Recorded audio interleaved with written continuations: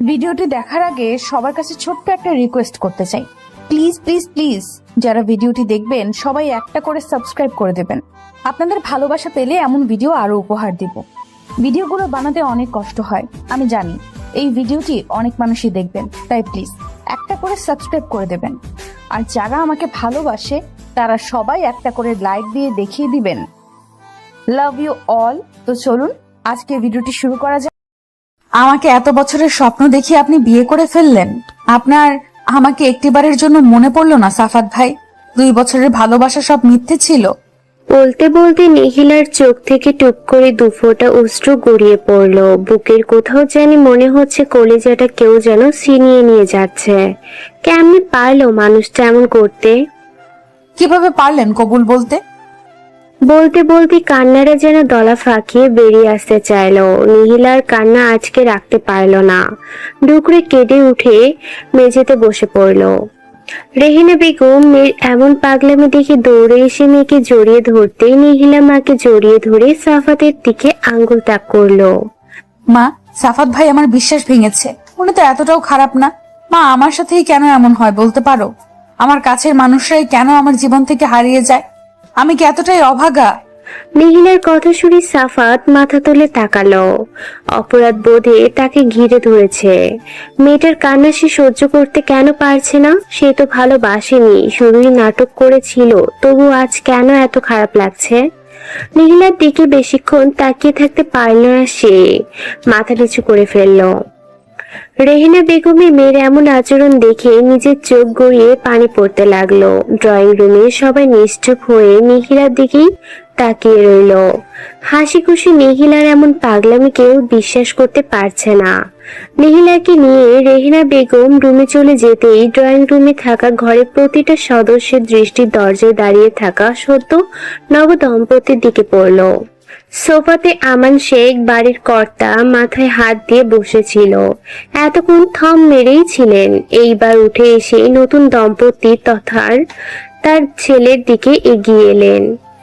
আমি নিজেকে যথাসম্ভব শান্ত রাখতে চাচ্ছি, কিন্তু পারছি না। শান্তভাবে বলছি, বেরিয়ে যা তুই। এ ঘরে তোর আর জায়গা হবে না। বাবা, এমন করতে পারো না। বাবা, আমি আমান শেখ ছেলের সামনে বরাবর এসেই তার গালে সজোরে থাপ্পড় বসিয়ে দিল। সাফাত গালে হাত দিয়ে বাবার দিকে তাকিয়ে রইল। কিভাবে পারলি তুই এটা করতে? আমার ছেলে হিসেবে পরিচয় দিতেও লজ্জা করবে। এই শিক্ষা দিলাম তোকে? এত কষ্ট করে মানুষ করার ফল এটাই দিলি? বলতে বলতে তিনি কেঁপে উঠলেন। বুঝাই যাচ্ছে রাগ সংবরণ করার চেষ্টায় আছেন তিনি, কিন্তু পারছেন না। নববধূ আমান শেখের কথার ধরন দেখে কেঁপে উঠল। সে অপরাধী দৃষ্টিতে তার স্বামী নামক ব্যক্তিটির দিকে একবার তাকিয়ে চোখ নামিয়ে নিল। সাফাত দমে গেল না। বাবাকে বোঝানোর জন্য এগিয়ে আসতেই আমান শেখ 2 কদম পিছিয়ে গেল। খবরদার, তোর ওই মুখে আমাকে বাবা ডাকবি না, বেরিয়ে যা। সাফাত আবার কিছু বলতে নিবে, তখনই আমান শেখ টেবিল থেকে ছুরি হাতে নিয়ে তেড়ে এলো। আরেকবার কিছু বলবি তো আমি শেষ হব। এই বাড়ির দরজা আজ থেকে তোর জন্য বন্ধ। আর এই মেয়েটা নীলিহার কথা তোর একবারও মনে পড়লো না? কথা রাখতে না পারলে স্বপ্ন কেন দেখিয়েছিলি? আমার সামনে থেকে বেরিয়ে যা। আমার কথা চিন্তা করে ওকে বের করিও না। বিয়ে করে এসেছে, হোক না আরেকজন। তবুও বিয়ের মতো একটা পবিত্র বন্ধনে আবদ্ধ হয়ে তো ওরা বাড়িতে এসেছে। এইভাবে মুখ ফিরিয়ে নিও না। বিশ্বাসঘাতক ওরা হতে পারে, কিন্তু আমরা নই। বড় বাবা, আমার এই কথাটা রাখো। বলে নিহিলা সিঁড়ি বেয়ে কয়েক ধাপ এগিয়ে এলো। বলেই নিখিলা সিঁড়ি বেয়ে কয়েক ধাপ এগিয়ে এলো। সবাই তাকাতেই দেখলো নিখিলা সিঁড়ির কাছেই দাঁড়িয়ে আছে। নিহিমা, আমান শেখ নিহিলার দিকে এগিয়ে গেল। নিহিলার মাথায় পরম আদরে হাত বুলিয়ে দিল। যদি পারিস এই বাবাটাকে মাফ করে দিস। ছোটবেলা থেকে তুই আমার চোখের মনি। কিন্তু দেখ, সবচেয়ে প্রিয় মেয়ে হয়েও তোরে আমি কষ্ট থেকে আগলে রাখতে পারিনি। দেখবি তুই অনেক সুখী হবি মা। আর কোনো অসৎ মানুষের ছায়া যেন তোর জীবনে না পড়ে। শেষ কথাটা আমান শেখ নিজের ছেলেকে ইঙ্গিত করে বলল। নিহিলার চোখ মুছে মলিন হাসল। তাই যেন হয়। বলেই আবারও সিঁড়ি বেয়ে উঠে গেল।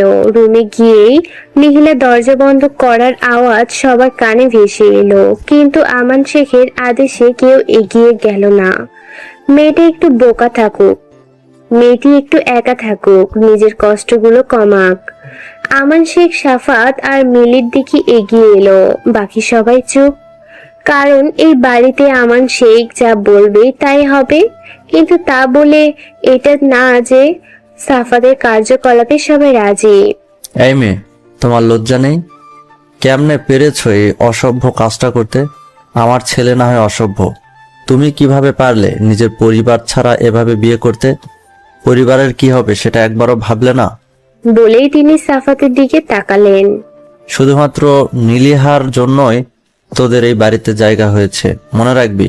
আজকের পর থেকে তুই আমার কাছ থেকে আর কোনো সাহায্য পাবি না। বাবা, অদ্ভুত না? যার বিশ্বাস ভঙ্গ করেছিলে সেই তোমাদের থাকার জায়গা করে দিল। আমান শেখ আর ছেলের জবাবের আশা না করে চলে যেতে নিতেই স্ত্রী আমিনা বেগমের উদ্দেশ্যে বলে উঠল, নিহিলাকে কিছুক্ষণ পরে গিয়ে কিছু খাইয়ে দিও। আমি আর খাবো না, ডাকিও না। আমান শেখ দ্রুত প্রস্থান করতেই আমিনা বেগম এগিয়ে এলেন। এই জীবনে কোনোদিন তোর বিপরীতে যায়নি। পরিবারের সবার বিপক্ষে থেকে তোকে শাসন করতেও আমি পারিনি। তোকে আগলে আগলে রাখতাম, সেটাই বোধহয় আমার বড় ভুল ছিল। এমন না যে তুই না বলে বিয়ে করেছিস বলে সবাই রেগে। তোর সবচেয়ে বড় ভুল হচ্ছে একটা মেয়েকে স্বপ্ন দেখিয়ে আর একটা মেয়েকে বিয়ে করে নিয়ে এসলি। একটা মেয়ের আবেগ নিয়ে খেলেছিস। আচ্ছা, তুই আমারই ছেলে তো, আমরা তো মানুষ হিসেবে এতটাও খারাপ না। বলেই আমিনা বেগম একটা দীর্ঘশ্বাস ফেলে চলে গেলেন। সবাই চলে যেতেই মিলি সাফাতের দিকে তাকালো। তারও মেয়েটার জন্য খারাপ লাগছে, কিন্তু কিছুই করার নেই। সাফাত তাকে এই কথাটা বলেনি যে সেও নিহিলার সাথে ভালোবাসার অভিনয় করেছে। সাফাত শুধু তাকে বলতো যে তার চাচাতো বোন তাকে পছন্দ করে। নিহিলার সাথে আসলেই সম্পর্কে ছিল সেটা মিলি খুনাক্ষরেও জানতো না। সাফাতের কেন জানি বড্ড খারাপ লাগছে। এতদিন রাগের বশে এসব করলেও এখন কেন জানি তার খারাপ লাগছে। নিখিলার চোখের পানিতে তার কেন কষ্ট হচ্ছে? সে তো ভালোবাসেনি নিহিলাকে। তবে কেন এমন করছে? কেন এমন লাগছে? সে কি বেশি করে ফেলছে?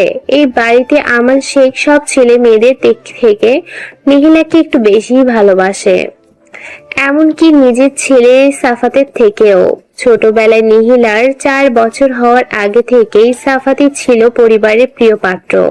কিন্তু নিহিলার বাবা মারা যাওয়ার পরে থেকে, তখন নিহিলার বয়স 4 বছর, তখন থেকে নিহিলাকেই সবাই বেশি ভালোবাসে, এমনকি আমান শেখও। সাফাতের এখনো মনে পড়ে ওর সবচেয়ে প্রিয় একটা গাড়ি ছিল। সেটা ওর এতই প্রিয় ছিল যে সে সেটা আলমারিতে তুলে রাখতো, খেলতো না, শুধুমাত্র পুরানো হয়ে যাবে তাই।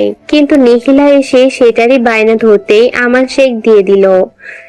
দাদা থাকাকালীনও নিহিলার সবচেয়ে প্রিয় মুখ ছিল, সেগুলো সাফাতের পছন্দ হতো না। কিন্তু আজ কেন খারাপ লাগছে সাফাতের? তারও কি মায়া জন্মে গিয়েছিল? নিহিলা রুমে এসে মেঝেতে হাঁটু মুড়ে বসে কান্নায় ভেঙে পড়লো। তার সাথে কেন এমনটা হয়? কতই না স্বপ্ন দেখিয়েছিল মানুষটা, তবে এসব কি কিছুই না? একটা মানুষ এতগুলো দিন কিভাবে ঠকাতে পারে? আচ্ছা, সাফাত ভাই কি তাকে একটু ভালোবাসতো না? অন্তত এতগুলো দিনই একটু কি মায়া বসেনি? কেমনে পারলো মানুষটা? নিহিলা চোখ মুছে ফেললো। আর কাঁদবে না সে। কেন কাঁদবে? সে মানুষটার জন্য যে তাকে এত নির্মম ভাবে ঠকিয়েছে, তার জন্য কেন মনকে নরম করবে? তার শক্ত হওয়া উচিত। ভেঙে যাওয়া থেকে মানুষ ভালোভাবে উঠে দাঁড়াতে পারে, সেও পারবে। কিন্তু পরক্ষণে ভাবলো প্রতিটা মুহূর্তে মানুষটার মুখোমুখি হলে সে কি ভালোভাবে থাকতে পারবে? যে স্বপ্নটা তাকে দেখিয়েছিল সে স্বপ্নটা অন্যজনের সাথে পূরণ করতে দেখে সে নিজেকে কি ঠিক রাখতে পারবে? মুখে যতই বলুক সে তো পারবে না। ভেতরে ভেতরে শেষ হয়ে যাবে। অন্তত মানুষটার মুখোমুখি না হলেই আস্তে আস্তে ভুলতে পারবে, কিন্তু এক বাড়িতে কিভাবে কয়দিন এভাবে রুম বন্দি হয়ে থাকতে পারবে, কিভাবে সহ্য করবে, কি করা উচিত তার? তুমি আমাকে নিহিলার ব্যাপারে এত কিছু তো বলনি, নিজের দোষ লুকিয়ে শুধু মেয়েটার কথাই বলেছিলে। রুমে ঢুকেই মিলি কথাগুলো সাফাতের উদ্দেশ্যে বলে উঠল। উফ মিলি, এখন আবার তুমিও এসব শুরু করিও না তো।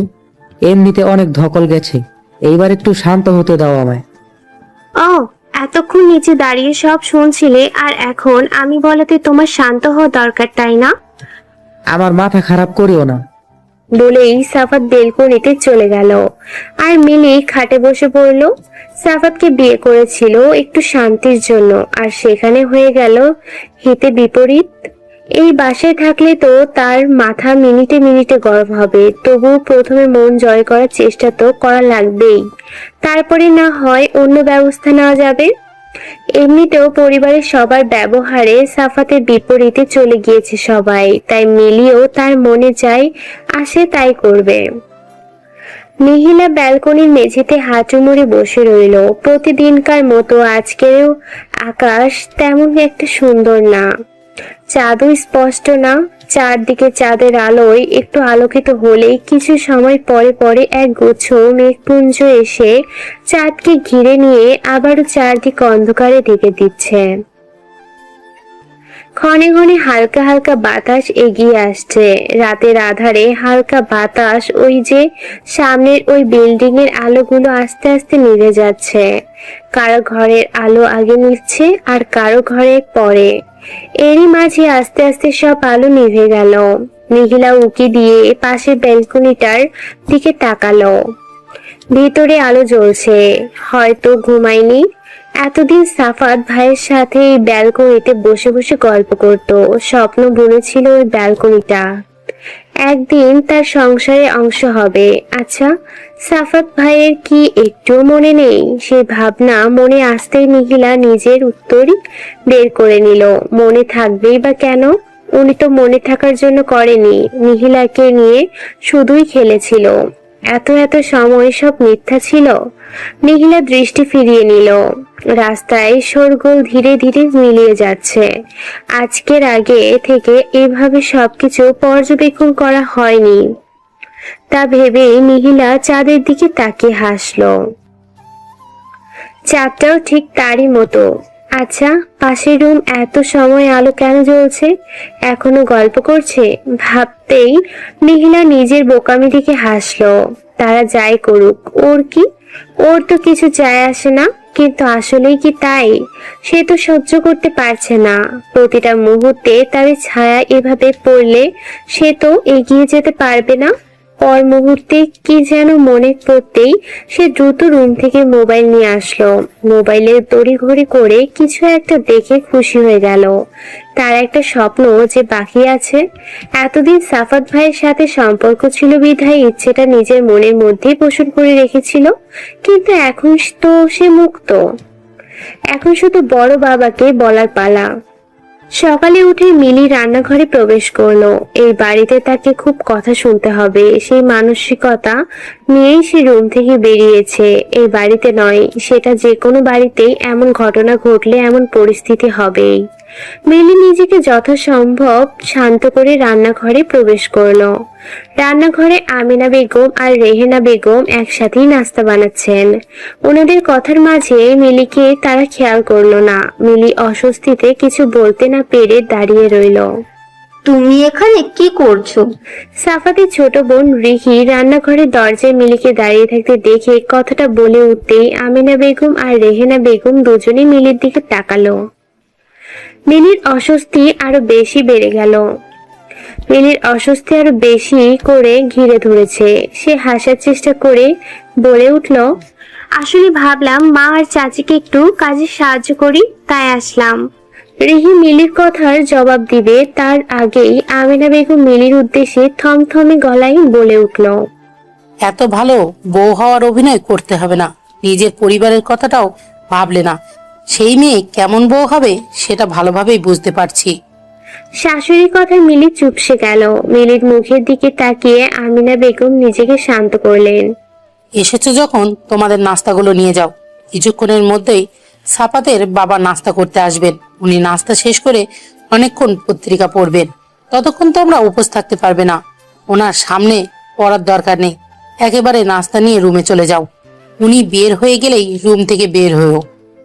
বলে রেহেনা বেগমের দিকে তাকিয়ে বলে উঠল, রেহেনা, ওকে নাস্তার প্লেটগুলো দিয়ে দে, সাফাতের বাবা চলে আসবে। জি আপা। বলে রেহেনা বেগম নাস্তার দুটো প্লেট মিলির হাতে ধরিয়ে দিতে মিলি প্লেটগুলোর দিকে তাকালো। তার আত্মসম্মানে লাগছে কথাগুলো, কিন্তু কিছুই করার নেই। কাজ যখন করেছে ফল ভোগ করতেই হবে। সে তো প্রস্তুতি নিয়েই এসেছিল, তবুও এত খারাপ লাগছে কেন? কি হলো? দাঁড়িয়ে না থেকে দ্রুত রুমে যাও। সাফাতের বাবা চলে আসলে কথা আরো শুনবে। আরো কথা শোনার ইচ্ছা হলে দাঁড়িয়ে থাকো, আমাদের সমস্যা নেই। বলেই আমিনা বেগম কাজে লেগে পড়লো। মিলি প্লেটগুলো নিয়ে উপরে রুমে আসার আগে আরেকটা রুমে চোখ পড়লো। যখন উপরে এসেছে তখনই এই রুমের দরজা বন্ধ ছিল, আর এখনো বোধহয় এটাই নিহিলা মেয়েটার রুমে। প্লেটগুলো নিয়ে ঢোকার আগে মিলি নিজেকে প্রস্তুত করে নিল। সেই রুমে ঢুকেই বসে পড়লো। সাফাত সবেমাত্র ওয়াশরুম থেকে বেরিয়ে মুখ মুছছিল। মিলিকে ওইভাবে বসে পড়তে দেখে ভ্রু কুঁচকে তাকালো। কি হয়েছে? মিলি চুপ রইল। তার চুপ থাকাতে সাফাত এগিয়ে এলো। এই মিলি, কি হয়েছে? নিচে কেউ কিছু বলেছে তোমাকে? আসলে কথাটা বললে তোমার হয়তো খারাপ লাগবে। মিলির কথা শুনেই সাফাত তাচ্ছিল্য হাসলো। খারাপ লাগা? আর সে আর কিছু খারাপ লাগার বাকি আছে নাকি, সেটাই ভাবলো সে। বলো। আমি রান্নাঘরে গিয়েছিলাম তোমার মাকে কিছু সাহায্য করব বলে, কিন্তু উনি আর তোমার ওই চাচি আমাকে অপমান করে বের করে দিয়েছে। এই প্লেটগুলো এমন ভাবে দিয়েছে মনে হয়েছে কোনো মানুষকে দেয়নি, এগুলো পশুর জন্যই দেওয়া। মিলির কথা শুনে সাফাত বেরিয়ে যেতে গেলে মিলি পথ আটকে দিল। এখন তুমি গিয়ে কিছু বলে আবার কথা উঠবে, আর কয়েকদিন সময় নাও তুমি। আমান শেখ চা শেষ করেই নিহিলা এসেছে কিনা জিজ্ঞেস করে আজ উপরে চলে গেল। এই প্রথম তিনি চা শেষ করে পত্রিকা না পড়েই চলে গিয়েছে। ওনাকে উপরে নিহিলার রুমের দিকে যেতে দেখে আমিনা বেগম ছোট যা রেহেনা বেগমের দিকে তাকালো। উনি তো নিহিলা রিহির রুমে কোনোদিনও যায়নি। নিহিলা রিহি বসেই ছিল। মূলত রিহি নিহিলাকে এটা ওটা বলে হাসাচ্ছে। ওদের সামনে ভিডিওতে কেউ একজনও চেষ্টা করছে নিহিলার মন ভালো করতে। নিহিলাও ওদের কথায় সায় জানাচ্ছে। তখনই রুমের বাইরে থেকে দরজায় ঠোকা পড়লো। নিহিলা আর রিহি অপরের দিকে তাকালো। তাদের রুমে আসলে কেউ তো ঠোকা দেয় না, কিন্তু পরবর্তীতে আসবে কথাটি শুনতেই তারা দুজনেই দাঁড়িয়ে পড়লো। বড় বাবা, তাও বা এই রুমে কেমনে সম্ভব, সেটাই ভাবছে তারা। রিহিলাও অবাকের চরম পর্যায়ে। নিহিলা ভেতরে আসতে সম্মতি দিতেই আমান শেখ ভেতরে এসে খাটের একপাশে বসলো। নিহিলাকে বসতে বললেও সে দাঁড়িয়েই রইল। তারা একে অপরের দিকে বারবার তাকাচ্ছে। আমান শেখ আবারও বসতে ইশারা করতেই ওরা বসে পড়ল। তিনি দু মেয়ের মাথায় হাত বুলিয়ে দিল। দেখতে দেখতে কত বড় হয়ে গেল আমার পরি দুটো, ভাবতেই পারছি না। নিহিলা রিহি দুজনেই আজকে অবাকের পরে অবাক হচ্ছে। তারা চোখ তুলে বটগাছ নামক ছায়াটির দিকে তাকালো। ওনার চোখ দেখে নিহিলা বুঝতে পারলো ওনাকে অপরাধ বোধে ঘিরে ধরেছে। তিনি যে এই মেয়ে দুটোকে কতটা ভালোবাসে তা ওনার চোখ দেখলেই যে কেউ বলে দিতে পারবে। কিন্তু ছোটবেলা থেকে ব্যবসার দিকে মন দিতে গিয়ে একটা দূরত্ব সৃষ্টি হয়েছে। সেই বাধার কারণে দেয়াল তৈরি হয়েছে, যে দেয়ালটি টপকিয়ে মেয়েদের কাছে আসতে পারেন না। তোমার কোনো ইচ্ছা আছে মা? নিহিলার পর মুহূর্তে বিষয়টি মনে পড়তেই সে তাকাতেই আমান শেখ তার ভাষা বুঝে দিল। আজ রাতে ডিনার একসাথেই করব, তখন বলিও, তোমার সব ইচ্ছে পূরণ করব। বলেই তিনি উঠে চলে যেতে নিতেই নিহিলার ডাকে থেমে গেল। সে এক দুঃসাহসের কাজ করে বসলো। গিয়ে আমান শেখকে জড়িয়ে ধরতেই রিহিও দৌড়ে বাবার কাছে এগিয়ে গেল। রিহিলার মনে হচ্ছে এত এই বটগাছ নামক মানুষটির সাথে ভয়ের দেয়ালটা ভেঙে গিয়েছে। এত শান্তির জায়গা। আমান শেখ প্রথমে কিছু সময় স্তব্ধ ছিল, পর মুহূর্তে নিজেকে সামলে মেয়ে দুটোকে দু হাতে আগলে নিল। অবশেষে তাদের সম্পর্কের এই সংকোচ কাটলো হয়তো। দরজা ধাক্কানোর শব্দে নিহিলার ঘুমের ব্যাঘাত ঘটতেই সে বিরক্তিতে চোখ মুখ কুঁচকে নিল। চোখ খুলতেই নিজেকে ব্যালকনির মেঝেতে আবিষ্কার করলো। তাড়াতাড়ি মোবাইল হাতে নিতেই দেখলো দুপুর 2টা বাজে। সকালে বড় বাবা বের হতেই সে বেলকনিতে নিজের ফুল গাছগুলোর পাশে এসে বসেছিল। আজ নতুন 2টা গোলাপ ফুটেছে, একটা কাঠগোলাপের কলি এসেছে, পাশেই নয়নতারা গুলো ঝাঁকে ঝাঁকে ফুটে আছে।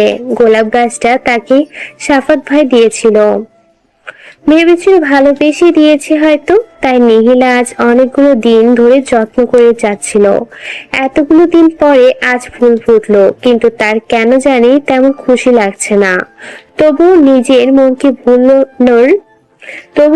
মনকে ভোলানোর জন্য দেয়ালে মাথা হেলিয়ে ফুলগুলো ছুঁয়ে ছুঁয়ে স্মৃতিস্মরণ করতে করতে কখন যে চোখগুলো লেগে এসেছে বুঝে উঠতে পারেনি। দ্বিতীয়বার দরজা ধাক্কানোর শব্দে নিহিলা নিজেকে পরিপাটি করে রুমে এগিয়ে আসলো। দরজা খুলতেই মাকে দেখে নিহিলা ফিরে গেল। আসো মা। কই ছিলিস? দিন দুপুরে দরজা বন্ধ করে আছিস কেন? ও একটু ঘুমিয়েছিলাম। বলে নিহিলা আলমারির দিকে এগিয়ে গেল। তুই তো এই সময় কোনোদিনও ঘুমাস না। রেহেনা বেগম সন্দেহসূচক চাহনি দিয়ে কথাটা জিজ্ঞেস করতেই নিজের পর মুহূর্তে কি যেন একটা ভেবে খাটের দিকে এগিয়ে গেল। মায়ের কথা শুনে নিহিলা নিজেও ভাবলো, তার তো এই সময় ঘুমানোর অভ্যেস কোনো কালেই ছিল না। দুপুর সময় বাড়ির সবাই রেস্ট করলেও সে শুধু ঘুরঘুর করত। তার ধারণা অনুযায়ী ঘুম হচ্ছে শুধুই রাতের জন্য, দিনের বেলা কিসের ঘুম? অথচ আজ নিজেই এমন সময় ঘুমালো। এখন তো প্রায় যায় মা, তুমি হয়তো রান্নায় ব্যস্ত থাকো তাই জানো না। জানো এখন ঘুমটাও অনেক ভারী হয়ে গেছে। এই যে তুমি একবার ডাকলে শুনতেই পেলাম না। রেহেনা বেগম মেয়ের দিকে তাকালো। তার ছোট বাচ্চা মেয়েটাও কত কথা লুকানোতে শিখে গেছে। রেহেনা বেগম মেয়ের দিকে তাকালো। তার ছোট বাচ্চা মেয়েটাও কথা লুকাতে শিখে গেছে। সে যাতে আর কোনো প্রশ্ন না করে তাই কি সুন্দর করে কথা ঘোরাচ্ছে। অথচ তিনি জানেন নিহিলা অনেক নরম স্বভাবের মেয়ে। ছোটবেলা থেকে কিছু না হতেই কেঁদে কেটে পুরো বাড়ি মাথায় তুলতো। স্কুলে সামান্য কেউ বকা দিলেও সহ্য করতে পারতো না, আর এখন এত বড় বড় ঘটনার পরেও কাউকে কিচ্ছুটি না বলে মনের ভিতর বিশাল বড় পাথর চাপা দিয়ে কি নিঃসংকোচে কথা ঘুরাচ্ছে, যেন সব স্বাভাবিক। অথচ মেয়েটা ভেতরে ভেতর শেষ হয়ে যাচ্ছে, সেটা রেহেনা বেগম নিজেও বুঝতে পারছেন, কিন্তু কিছুই করতে পারছেন না। তিনি মেয়ের বিছানার দিকে তাকিয়ে একটা মলিন শ্বাস ফেললেন। তার এই মেয়েটা ছোট থেকে অনেক গোছানো স্বভাবের। কোনোদিন উঠে তার বিছানা গোছাতে হয়নি, নিহিলাই গুছিয়ে ফেলতো উঠার সাথে সাথে। অথচ আজ বিছানাটা এলোমেলো। তিনি বিছানা ঝাড়তে ঝাড়তে মেয়েকে ফ্রেশ হয়ে আসতে বলতেই নিহিলা বাধ্য মেয়ের মতো ওয়াশরুমের দিকে পা বাড়ালো। নিহিলা বেশ কিছুক্ষণ পরে ওয়াশরুম থেকে বের হলো, নিজেকে যত সম্ভব উপরে পরিপাটি করে নিল। ওয়াশরুম থেকে বের হতেই রেহেনা বেগমকে বিছানায় বসে থাকতে দেখলো। রেহেনা বেগম মিষ্টি হেসে মেয়েকে কাছে ডাকতেই নিহিলা এগিয়ে এসে মেঝেতে বসে মাকে জড়িয়ে ধরে কোলে মাথা লুকালো। খাবি না? এই পৃথিবীতে সত্যিকারের বন্ধু হলো মা, যার কাছে মন খুলে কাঁদা যায়, যার কাছে কোনো কিছু বিশ্লেষণ করার আগেই বুঝে নেয়। মায়ের কথায় নিহিলা আরো ভালোভাবে মাকে জড়িয়ে নিল। খাবো একটু পরে, একটু থাকো। রেহেনা বেগম কিছু না বলে মেয়ের মাথায় পরম আদরে হাত বোলাতে লাগলেন। সে জানে তার এই মেয়ে মন খারাপ হলেই তাকে কাছে চায়, যেমনটা ছোটবেলায় করত। কেউ কিছু বললেই আগে এসে মায়ের কোলে এভাবে মুখ গুজে কান্না করত, এরপর কান্না করে হালকা হয়েই সব বলতো। অথচ এইবার এত বড় কষ্ট পেয়েও মেয়ে তার কাছে আসলো না, শুধুমাত্র মা কষ্ট পাবে বলে। সেটা রেহেনা বেগম বুঝতে পেরেছেন। তার মেয়েটা যখন থেকে বুঝতে শিখেছে একটু আধটু, তখন থেকেই মায়ের কাছে এসে আর কষ্টগুলো বলে না, কিন্তু আনন্দগুলো ঠিকই সবার আগে মাকে এসে বলবে। রেহেনা বেগম একটা দীর্ঘশ্বাস ফেললেন। তার মেয়েটা এত বুঝদার, মায়ের কষ্ট হবে ভেবে নিজের কষ্টগুলো আড়ালে ঢেকে রাখে, যাতে তার মা কষ্ট যেন দুঃখ না পায়। মায়ের কষ্ট হবে ভেবে নিজের কষ্টগুলো আড়ালে ঢেকে রাখে, যাতে তার কষ্টে মা যেন দুঃখ না পায়। নিখিলার চোখ দিয়ে অশ্রু নির্গত হলো। কাঁদবে না করেও তার কান্না চলে আসে। সে বুঝতে পারলো এই বাসাতে তার আর থাকা হবে না। এই বাড়িতে থাকলে প্রতি পদে পদে তার অতীতের স্মৃতিগুলো হানা দিবে, যেটা সে সহ্য করতে পারবে না, যেটার ফলে নিজের জীবনকে সে গুছিয়ে তুলতে পারবে না। রেহেনা বেগম মেয়ের চোখের পানি দেখে মেয়ের মুখ তুলে পানিটুকু মুছে দিল। কাঁদে না মা, নিজেকে এমন ভাবে তৈরি করবি যাতে কেউ সহজে কাঁদাতে না পারে। এইটার মাধ্যমে মনে কর আল্লাহ তোর জন্য ভালো কিছু রেখেছে। শুকরিয়া আদায় করে এই ভেবে যে এমন বদ ছায়া থেকে আল্লাহ তোরে আগে আগে সরিয়ে দিয়েছে, সতর্ক করে দিয়েছে। যেটা হয়েছে ভালোর জন্য হয়েছে। মাঝে মাঝে হোঁচট খাওয়া ভালো, জানি অনেক কষ্টকর, কিন্তু এই হোঁচট খেয়েই মানুষ ভালোভাবে বাঁচতে পারে। যেমনটা এই ঘটনার পরে তুইও মানুষ চিনতে শিখেছিস। উপরে মানুষ ভালো দেখালেও প্রকৃতপক্ষে ভেতরের মুখোশটা যে ভিন্ন, সেটা তো বুঝতে শিখেছিস। জীবনে চলতে গেলে এমন হাজারো কিছু হবে, কিছু কিছু স্মৃতি মাথা থেকে সরিয়ে দেওয়া উচিত। না হয় জীবনে চলা কঠিন। সামনে যে এখনো তোর সম্পূর্ণ জীবন রয়ে গেছে। আমি জানি আমার মেয়ে সব ভুলে জীবনকে গুছিয়ে নিয়ে সামনে এগিয়ে যেতে পারবে। নিহিলা মাকে আরো গভীর করে জড়িয়ে ধরলো। এই মানুষটা তার মন ভালো করা ওষুধ। এত সুন্দর করে কেমন বোঝাতে পারে। সে চায় তার এই মানুষটা কোনোদিন কষ্ট না পাক, অথচ সেই মানুষটার কপালে প্রিয় মানুষটা নেই। এমন কেন হয়? মা একটা জিনিস চাইবো, দিবে? আমি যদি তোমার থেকে দূরে গিয়ে থাকতে চাই, দিবে? কি বলছিস? মানে? বলতে বলতে থেমে গেল। কিছু একটা বুঝতে পেরে তার চেহারা মলিন হয়ে গেল। তিনি নিহিলার দিকে তাকাতেই তার কান্নারত চোখ দেখে কিছু বলতে নিতেই নিহিলা থামিয়ে দিল। প্লিজ মা, আজকে বড় বাবাকে এই কথাটাই বলবো। জানি তোমার অনেক কষ্ট হবে। এখানে আমি আমার স্বার্থ চাচ্ছি, কিন্তু দেখো আমি এই বাড়িতে থাকলে তুমিও ভালো থাকবে না, আমি ভালো থাকলে তুমিও ভালো থাকবে। আমার সাথে তুমি অতপ্রতভাবে জড়িয়ে আছো। না, এটা হতে পারে না। দরকার হলে তোর বড় আব্বুকে বলে তোকে নিয়ে আমি অনেক দূর অন্য বাড়িতে উঠবো, তবু তোকে আমি ছাড়বো না। মা, এত বছর বড় বাবা আমাকে দেখেছে, তোমাকে নিজের বোনের মতো করে আগলে রেখেছে। উনি তো আমাদের পর ভাবেনি। তবে তুমি যদি অন্য জায়গায় চলে যাও, ওনারাই বেশি কষ্ট পাবেন। অন্যজনের কষ্টের ফল ওনারা কেন পাবেন? তাহলে হোস্টেলে? হোস্টেলে থাকলে যে কোনো সময় এই বাড়িতে আমার আসতেই হবে, কিন্তু আমি কয়েক বছর একেবারে সব ভুলে নতুন ভাবেই শুরু করে আসব। এইরকম আসলে আমার কোনো কষ্ট হবে না। তখন কিন্তু ভুলে গিয়ে আবারও কয়েক মাস পরে পরে যদি আসি, তবে আমি আরো ভেঙে পড়বো, ভালো থাকতে পারবো না মা। রেহেনা বেগম মেয়ের দিকে তাকালেন। মেয়ের একটা কথাও ভুল মনে হলো না তার। নিজের জন্য কেন মেয়ের জীবনকে বঞ্চিত করবেন, সেটা ভেবেই তিনি মেয়েকে কাছে টেনে নিলেন। বড় বাবা। নিহিলা খেতে খেতে আমান শেখের দিকে তাকিয়ে অনেকক্ষণ যাবৎ নিজের সাথে যুদ্ধ করে ডাক দিল। আমান শেখ নিহিলার কথা শুনে উঠে দাঁড়াতে গিয়েই থেমে গেল। বাকিরা উৎসুক চোখে নিহিলার দিকে তাকিয়ে আছে, কারণ এ বাড়িতে একটা নিয়ম আছে যে খাওয়ার সময় কোনো কথা বলতে নেই। এটা মূলত নিয়ম না, কিন্তু আমান শেখের খাওয়ার সময় কথা বলা পছন্দ না বিধায় সবাই চুপচাপ খাওয়া শেষ করে। একটা টু শব্দও হয় না। তাই তো এতক্ষণ নিহিলা নিজের সাথে যুদ্ধ করে প্লেটের ভাতগুলো নাড়াচাড়া করছে। আর নিহিলা জানে তার কথাটা বলতে হলে এইখানেই বলতে হবে সাহস সঞ্চয় করে, কারণ আমান শেখ খাওয়ার পরপরই রুমে চলে যান। হ্যাঁ বলো। নিহিলা নিজেকে যথাসম্ভব শান্ত রাখার চেষ্টা করলো। কিছু বলতে চাইছো, নির্দ্বিধায় বলে ফেলো। আমি যদি এমন কিছু চাই যেটা তোমাদের পছন্দ না, সেটা কি মেনে নিবা? নিহিলার কথায় আমান শেখ হাসলো। এতক্ষণ গম্ভীর করে কথা বলছি, তাই বলার সাহস পাচ্ছে না তো? এইবার বলো দেখি। আমি বাইরে গিয়ে পড়তে চাই। নিহিলার কথায় বাকিরা স্তব্ধ হয়ে রইল। আমান শেখ বেশ স্বাভাবিক আছেন, মনে হচ্ছে তিনি আগে থেকে জানতেন নিহিলা এমন কোনো সিদ্ধান্ত নিবে। কোথায়? তুমি কি পারবে? বাকিরা আমান শেখের দিকে অবিশ্বাস্য নজরে তাকালো। তারা বিশ্বাস করতে পারছে না যে নিহিলা বলল আর আমান শেখ স্বাভাবিকভাবে রাজিও হয়ে যাচ্ছেন। আমি স্কলারশিপ পেলেই যাব, আর আমার মনে হচ্ছে আমি পাবো।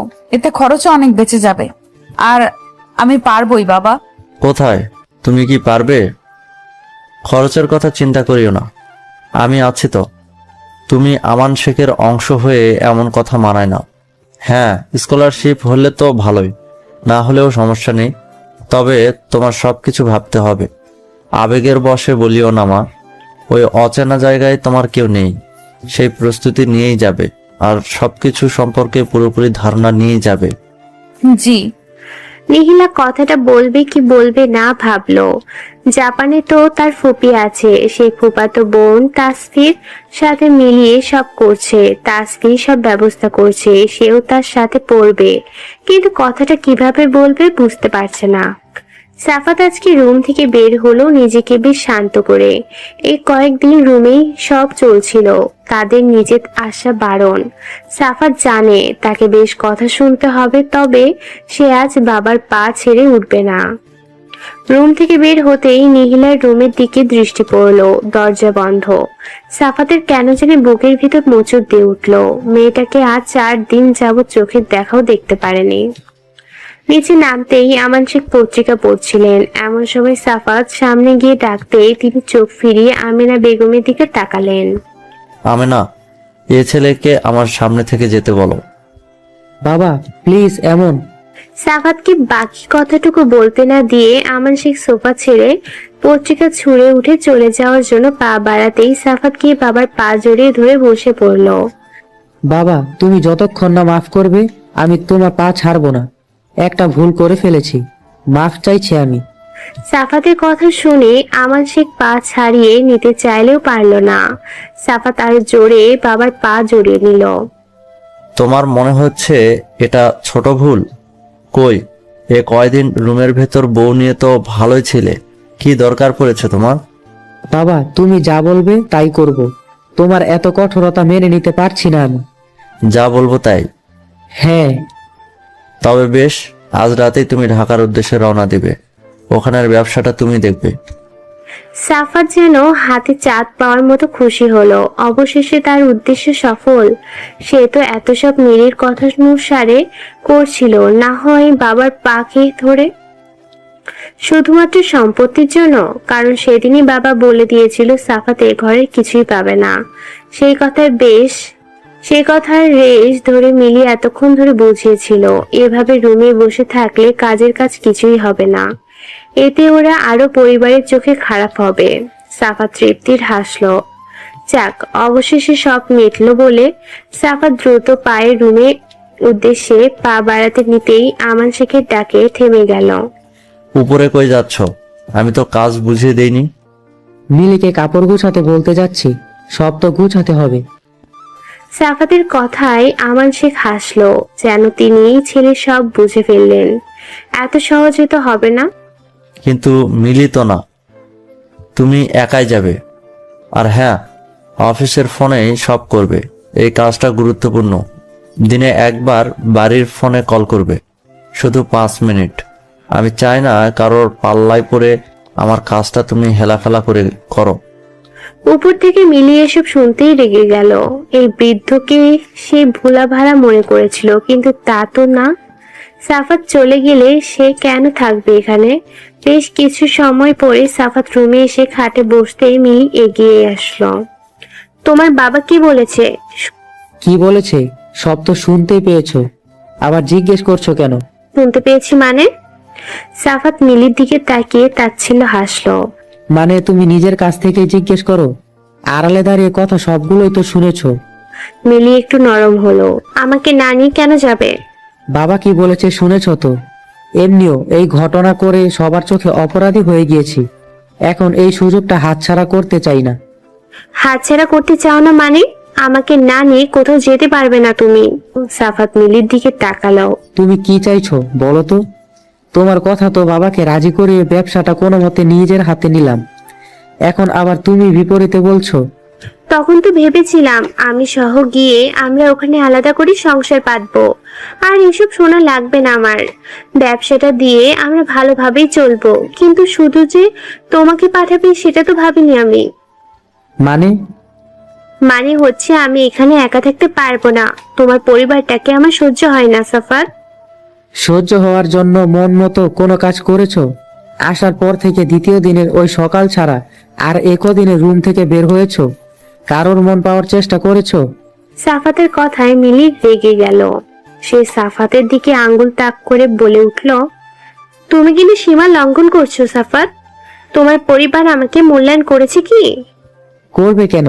যে কাজটা করেছি সেক্ষেত্রে বাড়িতে জায়গা পেয়েছি এই অনেক। আর তোমার যে ভাবনা, এমন নিচু ভাবনার মেয়েকে ওরা কেন যেচে পড়ে মূল্যায়ন করতে আসবে? সাফাত, তুমি কিন্তু আমাকে রীতিমতো অপমান করছো। সাফাত তাচ্ছিল্য হাসলো। তুমি চেয়েছিলে আমি পরিবার থেকে আলাদা হয়ে যাই, তাই তো?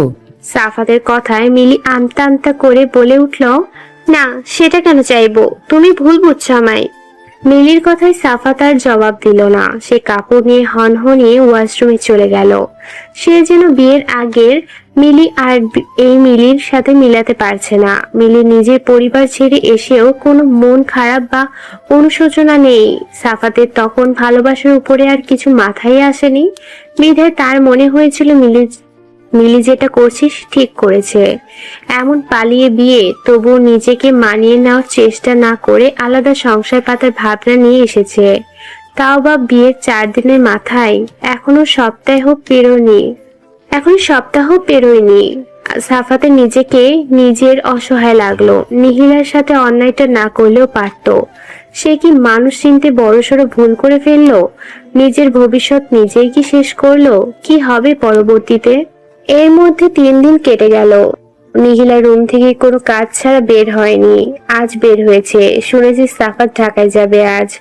1 মাস পরে ফিরে আসবে। সেদিন সে যদি কাজটা ভালোভাবে মনোযোগ দিয়ে করতে পারে, তবে বড় বাবা তার প্রতি সিদ্ধান্ত নেবেন। নিহিলা রুম থেকে বের হয়ে সিঁড়ির কাছে আসতেই দেখলো সাফাত উপরে উঠছে। নিহিলা সাফাত উঠা পর্যন্ত দাঁড়িয়ে রইল। সাফাতের দৃষ্টি আজ অনেক দিন পরে নিহিলার দিকে। নিহিলা দ্রুত পদে নেমে নিতেই সাফাত হাত ধরে ফেলল। নিহিলা হাতের দিকে একবার তাকিয়ে রাগী চোখে সাফাতকে শাসালো। হাত ছাড়ুন সাফাত ভাই। নিহিলার এমন ক্রোধপূর্ণ কথায় সাফাত সাথে সাথে হাত ছেড়ে দিল। নিহিলাকে কেমন অগোছালো লাগছে, অথচ এই মেয়েটাই এই বাড়িতে ছোটবেলা থেকে গোছানো স্বভাবের। সব সময় বাড়ি মাতিয়ে রাখতো, অথচ এই প্রথম বাড়িটা এত নির্জীব লাগছে। সাফাতের অপরাধ বোধে জেগে উঠল। তার জন্যই কি সবকিছু এলোমেলো হয়ে গিয়েছে? কেমন আছিস তুই? ভালোই আছি। আমাকে কি ক্ষমা করা যায় না নিহু? আর আমার নাম নিহু নয়, নিহিলা। আর কিছু মনেও রাখিনি, ক্ষমার প্রশ্নেই আসে না। সাফাতের কণ্ঠ অসহায় শোনালো। তার এমন কণ্ঠে নিহিলা শক্ত থাকতে পারছে না। ভেতর ভেতর কোথাও জানি রক্তক্ষরণ হচ্ছে। বলে সে নিচে নেমে গেল। সাফাত ওখানেই ঠায় দাঁড়িয়ে রইল। এই মেয়েটিকে দেখে তার এমন কেন লাগছে? মনে হচ্ছে সে হীরা চিনতে ভুল করে ফেলেছে। সে যদি এই দিন এমন হবে জানতো, তবে কোনোদিন মিলির রাখা ফাঁদে পা দিত না। তবে সে কি নিহিলার সাথে অন্যায়ের ফল পাচ্ছে? সাফাত বেরিয়ে যাওয়ার সময় মিলি তার নিজের মতো করে মোবাইল চালাচ্ছিল।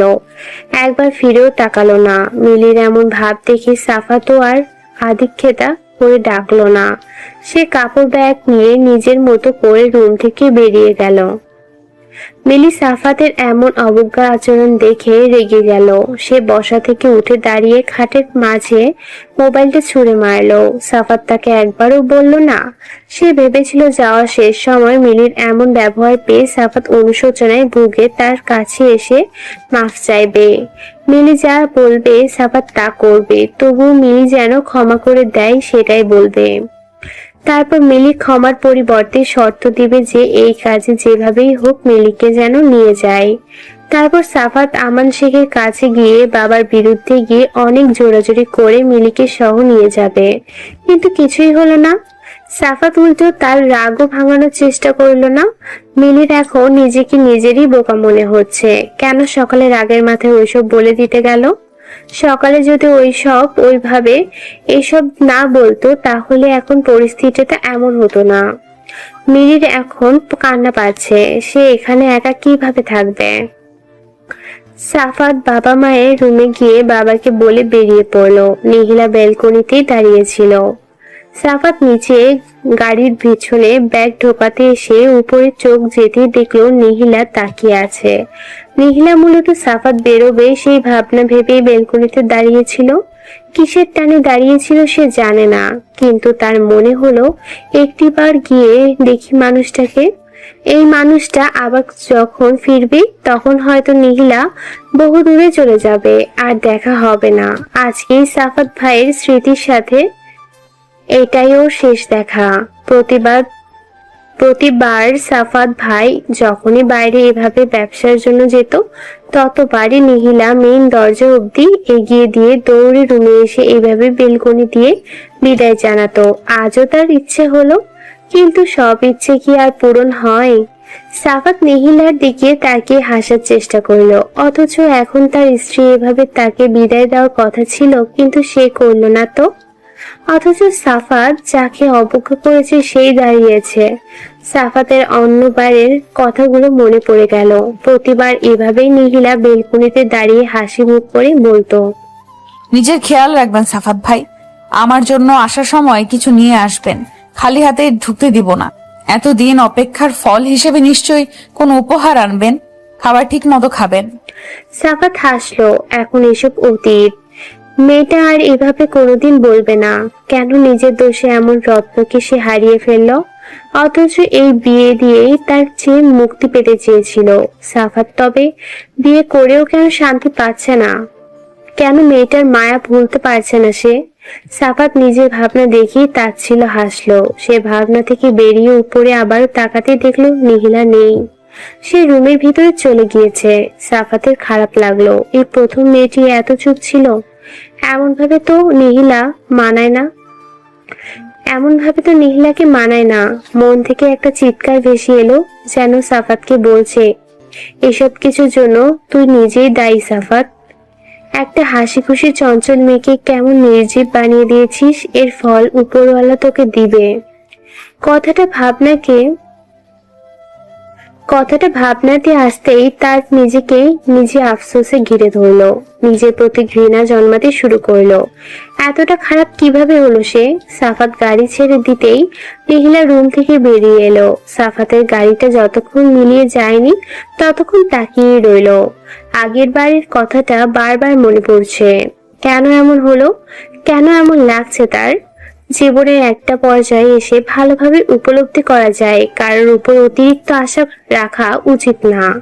যে মানুষটা তত বেশি আশা রাখে সে মানুষটা তত বেশি কষ্ট পায়। বেশিরভাগ মানুষ সব থেকে বেশি আশাহত হয় তার প্রিয় মানুষের কাছ থেকে, কারণ সবাই প্রিয় মানুষের উপরই বেশি আশা রাখে।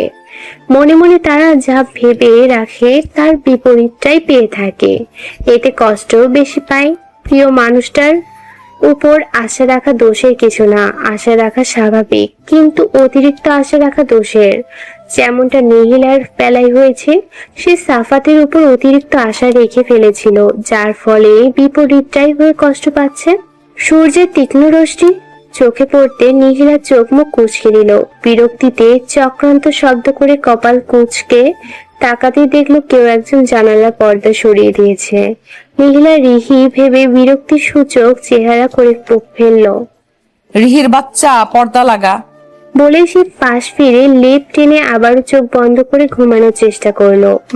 ঘুম আসবে না যেন আবার ঘুমানোর ভান ধরছিস কেন? মায়ের কথা শুনে নিহিলা চোখ মুখ খিচে উঠে বসলো। সে এতক্ষণ ভেবেছিল রিহি তার সাথে মজা করছে, তাই রেগে কথাটা বলেছিল।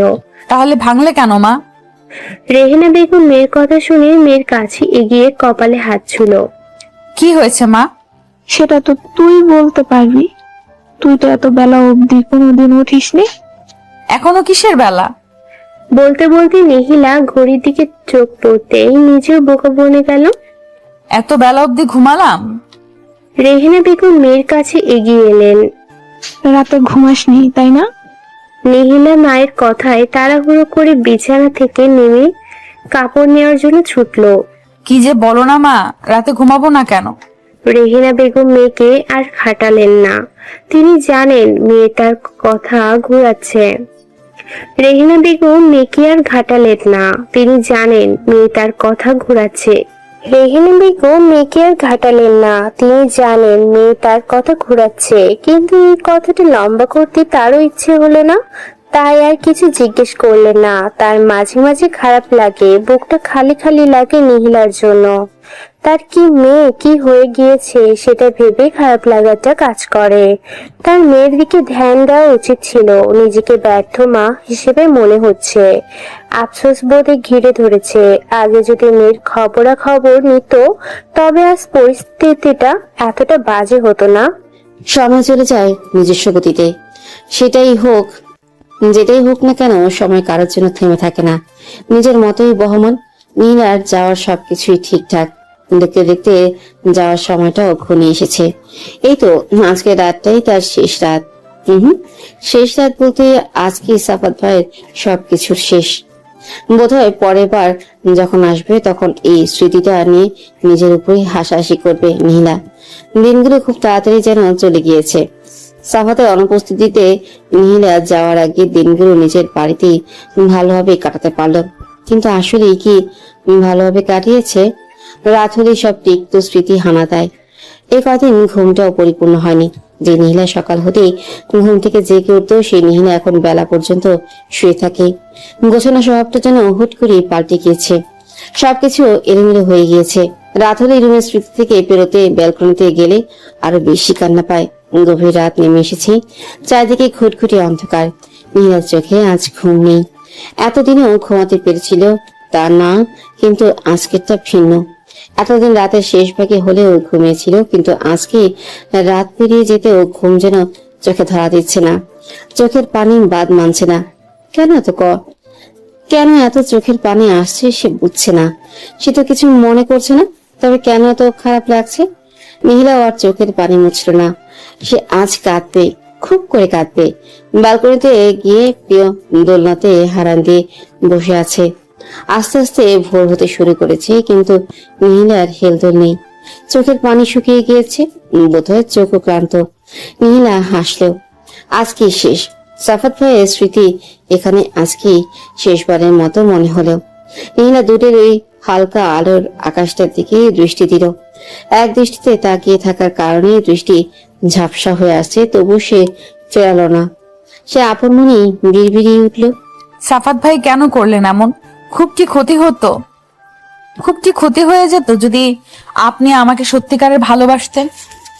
একটু মনেও পড়ছে না আমাকে? আমার সুন্দর জীবনটাকে কেন এত বিশ্রী একটা অতীত হয়ে গেলেন সাফাত ভাই?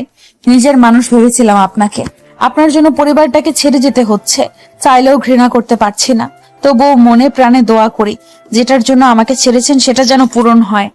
আপনি যেন আমার মতো ধোঁকা না খান। একজন শুভাকাঙ্ক্ষী হিসেবে এটাই চাই। দোয়া করি আপনি যেন সুখেই থাকুন। শুধু মাঝখানে পড়ে আমাদের সুন্দর সম্পর্কটা হারিয়ে যাবে।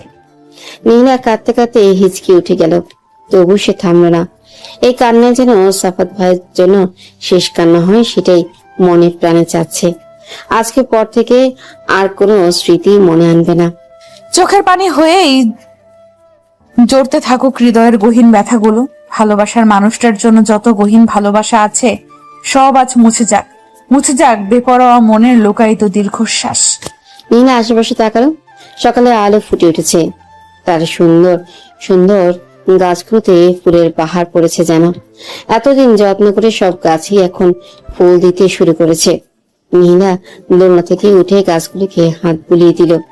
তোরাও কি আমি চলে যাব বলে খুশি? এতদিন তো এত সুন্দর করে ছিলি না। আমি চলে যাওয়ার সময় তোদের এত সুন্দর হতে হলো। আচ্ছা, আমাকে মনে পড়বে তোদের? এখন ফুল গাছ থেকেও জবাব আশা করছে সে। এই গাছগুলোকেও মনে পড়বে ভীষণ করে। সে পেছনে ফিরে ব্যালকনির আশপাশে তাকালো। ওই প্রিয় জায়গাটাকে বড্ড মনে পড়বে, কিন্তু এই প্রিয় জায়গাটাকে বড্ড মনে পড়বে, কিন্তু কিছু ভালো সময়ের জন্য এইটুকু ত্যাগ তো দিতেই হবে। রেহানা বেগম ক্ষণে ক্ষণে কান্নার সুর তুলছেন। পাশে নীলা মাকে জড়িয়ে ধরে চুপটি করে বসে আছে। রেহানা বেগমের এমন আচরণ দেখে আমান শেখ ধমকে উঠল। আহ রেহানা, তুই এমন করলে মেয়েটা যাবে কিভাবে? ভাইজান, আমি এই মেয়েটাকে ছাড়া কিছু কল্পনাও করতে পারি না। আহ মা, তুমি এমন করিও না তো। মাত্র কয়েকটা বছরই তো, আমাকে তো সবসময় দেখবে। দেখতে পারবো, কিন্তু ছুতে তো পারবো না। রেহানা বেগমের এমন কথায় নীলা আমাকে আরো জোরে জড়িয়ে ধরলো। আসলেই তো ভিডিও কল আর সামনাসামনিতে অনেক পার্থক্য। দেখা আর ছোঁয়া, এই মায়ের ঘ্রাণটা সে পাবে না। সবসময় এটা ওটার বায়না ধরা হবে না। মন খারাপ হলে আর মাকে জড়িয়ে ধরে মায়ের আঁচলে ঘ্রাণটা নিতে পারবে না। আর কিছুটা সময় পেরোলেই সে চাইলেও আর মাকে ছুতে পারবে না। এটা ভাবতেই কান্না চলে আসছে, কিন্তু নীলা যত সম্ভব নিজেকে উপরে শান্ত দেখানোর চেষ্টা করলেও ভেতরে ভেতরে সে ঠিক নেই। এখন মনে হচ্ছে কেন এত দূরে এসব করতে গেল, কেন একবারই এত সব করতে গেল। আবার পরবর্তীতে সাফাতের কথা মনে পড়তেই তার মনে হলো সে যা করছে ভালোই করেছে। অন্তত এই তিক্ত স্মৃতিটা তো ভুলতে পারবে। রেহানা বেগম চোখ মুছে নাক টেনে উপদেশে সুরে বললেন, সব সময় কল করবি, খাবার ঠিক মতো খাবি মা। হ্যাঁ মা বাবা, অবশ্যই করব।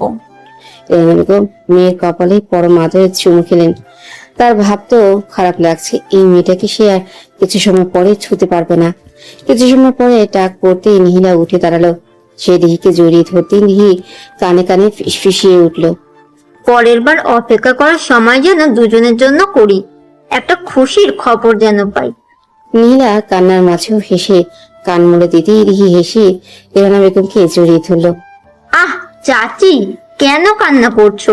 তোমার মেয়ে ওখানে কি যে খুশি থাকবে দেখবে, দুদিন পরে আমাদের কথাই মনে পড়বে না। রিহির কথায় রেহানা বেগম অভিমানিত চোখে নীলার দিকে তাকালো। সত্যি কি মনে পড়বে না? রেহানা বেগমের কথা শুনে রিহি নিহি দুজনেই হেসে দিল। তার মাঝে কত অবস্থা কিছু কিছু কর্মকাণ্ডে বোঝা যায়। হ্যাঁ মা, অবশ্যই করব। মা, রিহি তো মজা করে বলছে, আর তা তুমি বিশ্বাস করে নিচ্ছ? রেহানা বেগম আবারও মেয়েকে কাছে টেনে নিতেই ডাক ভেসে আসতেই আমান শেখ তাড়া দিল। নিহি আমান শেখের কাছে গিয়ে জড়িয়ে ধরতেই তিনি মাথায় হাত বুলিয়ে দিলেন।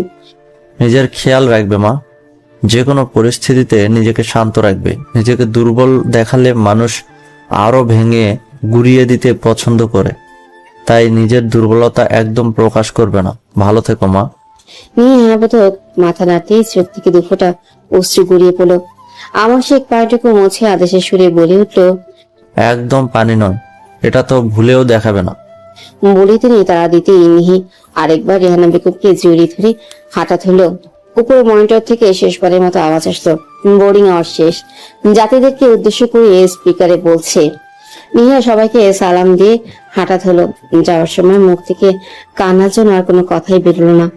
এতক্ষণ উপরে শক্ত দেখালো, এখন আর পারছে না। কান্না যেন গলার মাঝে আটকে আসছে। নীলা হাঁটতে হাঁটতে পেছনে ফিরে অস্বচ্ছ কাচের দরজা দিয়ে মাকে দেখলো। রেহানা বেগম ঝাপসা চোখে নীলাকে হাত নাড়িয়ে বিদায় জানাচ্ছে। তাকে রিহি জড়িয়ে ধরে আছে। কাছ দিয়ে ঝাপসা দৃশ্যটুকু নিজের মনে কুঠুরির মাঝে আবদ্ধ করে নিল নিহিলা। যতটুকু পরিবারকে দেখা গেলেও নিহিলা বারবার পেছনে ফিরে তাকিয়ে রইল। শেষবার তাকাতেই দেখলো আমান শেখ পেছনে ফিরে গিয়েছে। নিহিলা মনে হলো বড় বাবা কাঁদছে, কিন্তু তিনি কেন কাঁদবেন? তার কথাটা বিশ্বাস করতে ইচ্ছে হলো না। এরপর চোখ মুছে পা বাড়ালো নতুন জীবনের সন্ধানে। প্লেনটা বিশাল ঝাঁকুনি দিয়ে উড়া শুরু করলো। প্লেন যত উপরে উঠছে নিহিলার মনে তত বিষণ্ণতা নেমে আসছে। এই তো পরিবারটাকে ছেড়ে যাচ্ছে, এখন চাইলেও আর মায়ের কাছে ছুটে যেতে পারবে না। তার এখন ইচ্ছে করছে গিয়ে মাকে জড়িয়ে ধরতে, যাতে একটু ভয়টা কমে, কিন্তু তা তো আর সম্ভব না। এতদিন নিজের মনকে সবার সামনে শক্ত করে দেখালেও এখন আর পারছে না। আশ্চর্য, তারা এমন কেন লাগছে? তার ইচ্ছে করছে নিচে অপেক্ষারত মানুষদেরকে গিয়ে জড়িয়ে ধরতে। ইচ্ছে করছে দৌড়ে প্লেন থেকে নেমে গিয়ে মানুষগুলোকে গিয়ে বলতো, ইচ্ছে করছে দৌড়ে প্লেন থেকে নেমে গিয়ে মানুষগুলোকে গিয়ে বলতে, শোনো, আমি তোমাদের ছাড়া থাকতে পারবো না, আমি কোথাও যাচ্ছি না। মেহিনা চোখ মুখ বন্ধ করে রইল। তার এমন অদ্ভুত অদ্ভুত ভাবনা কেন আসছে? যা হচ্ছে তার জন্যই তো হচ্ছে। পাড়ি জমানো এক ভিন দেশের নিহিলা, যেখানে তার একটা ফুপি ছাড়া আর কেউ নেই। তিনিও এখানকার স্থানীয়, তাও ভিডিও কলে কয়েকবার কথা হয়েছিল। আর এক ভাইকে সে চোখের দেখাও দেখেনি। ফুপির সাথে এবারই প্রথম দেখা হবে। ফুপি পালিয়ে বিয়ে করে এখানে এসেছিল বিধায় আমান শেখের সাথে কোনো যোগাযোগ নেই। শুনেছি ফুপির নাকি 2 ছেলে আরেক মেয়ে। তার কাজিনদের সাথেও তেমন ভাব নেই, শুধু অরিন ছাড়া। প্রথমটা নিহিলা 4 বছরের বড়, ভুলক্রমেও ছবিও দেখেনি নিহিলা। আর পরের দুজন যমজ, তারা নিহিলারই একই বয়সী। এদের মধ্যে শুধু মেয়েটার মানে অরিনের সাথে কয়েকবার ভিডিও কলে কথা হয়েছিল বিধায় একটু স্বস্তি বোধ হচ্ছে। তা খুব অল্প সময়ে। এখন দেশের বাইরে আসবে বলেছে, তখন থেকে একটু আলাপ হয়েছে অরিনের সাথে, যার ফলে একটু ভাব আছে। কিন্তু কল আর সামনাসামনি অনেক তফাৎ। রেহিনা ভাবতে বসে গেল, সে কি আদৌ এনাদের সাথে নিজেকে মানিয়ে নিতে পারবে, মিশতে পারবে? আমান শেখ তার বইয়ের নামও সেই বাড়িতে শুনতে চায় না। তাই নিহিলা আগ বাড়িয়ে বলতে পারলো না যে তার ফুপির সাথেই সে থাকবে। নীলা প্লেনের জানালা দিয়ে উঠে দিল। কিছু দেখা যাচ্ছে না। মায়ের জন্য বড্ড মন পড়ছে। ইরিহি, বড় বাবা, চাচি, এই মানুষগুলোকে আর দেখবে আরো কতদিন পর। সে কি আদৌ পারবে এমন অচেনা একটা জায়গায় নিজেকে মানিয়ে নিতে? কিভাবে থাকবে? আওয়াজ আর ঝাঁকুনি অনুভব হতেই চোখ খুলতেই দেখতে পেল প্লেন ল্যান্ড করেছে। নিহিলা নিজেকে যথাসম্ভব শান্ত করে নিল। একে একে সবাইকে নামতেই সেও সবার দেখা দেখি নেমে পড়ল। জাপান, স্বপ্নের দেশ তার। এই প্রথমবারের মতো দেশটার মাটিতে পা পড়ল তার। মনের ভেতরে ভেতরে উৎফুল্ল হচ্ছে, কিন্তু বড় করে চারিদিকে তাকিয়ে খুশিটা কেটে গিয়ে মনে ভয় বাসা বাঁধতে শুরু করলো। সবাই নেমে এক একজন এক এক দিকে ছড়িয়ে পড়ল। সবাই যার যার আত্মীয় স্বজনদের সাথে চলে যেতেই নিহিলা দাঁড়িয়ে রইল। তার মাথায় এলো ফুপির নিতে আসবে। সে আশেপাশে তাকিয়ে এত অচেনা মানুষের ভিড়ে নিজেকে আরো গুটিয়ে নিল। আচ্ছা, এখন যদি তার ফুপিটাকে নিতে না আসে, তবে সে কি করবে? সম্পূর্ণ একটা অচেনা দেশে। পরক্ষণে নিহিলা নিজেকে শান্ত করলো। এমন অলক্ষণের কথা সে কেন মাথায় আনছে? তিনি অবশ্যই নিতে আসবেন। নিহিলা নিজেকে শান্ত করে আরো এগিয়ে গেল। বাইরে প্রায় মানুষ যাত্রীদের উদ্দেশ্যে যার যার আত্মীয় স্বজনদের নাম নিয়ে দাঁড়িয়ে আছে। অনেকে আসার মানুষগুলোকে দেখে হাত বেরিয়ে হাসি মুখে এগিয়ে যাচ্ছে। এই সময় ফিরে নিহিলা নিজের জন্য কাউকে ঝুঁকি পড়ল না। আস্তে আস্তে এই জায়গাটা খালি হয়ে যাচ্ছে। তার মনে ভয় বাসা বাঁধতে শুরু করেছে।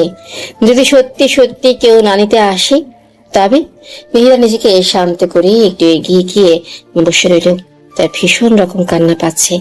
বেশ কিছুক্ষণ পরেই নিহিলার সামনে একজোড়া পা এসে থামতেই সে উপরে চোখ না তুলেই নিজের ব্যাগটা আর জোরালো ভাবে জড়িয়ে ধরল।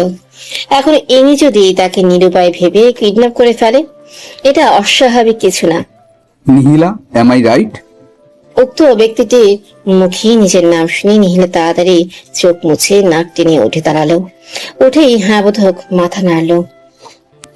এতক্ষণে তার কলিজায় পানি এলো বলে। হাই, আমি আহান।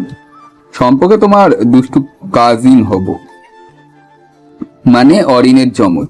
ছেলেটির ভাঙা ভাঙা কথা শুনে নিহিলা একটু স্বস্তি বোধ হলো। যাক, সে প্রাণ ফিরে পেল। চলো গাড়িতে উঠা যাক। বলেই সে গাড়িতে উঠতে গিয়ে থেমে গেল। আচ্ছা, তুমি কাঁদছিলে কেন? নিহিলা কি বলবে ভেবেই পেল না। নিহিলার কোনো জবাব না পেয়ে আহান হাসলো। আসবো না ভেবেছিলে? রাইট।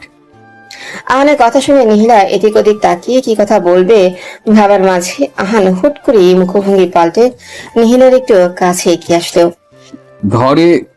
ধরো ধরো যদি এখন আমি তোমাকে বাসায় না নিয়ে গিয়ে অন্য কোথাও নিয়ে চলে যাই।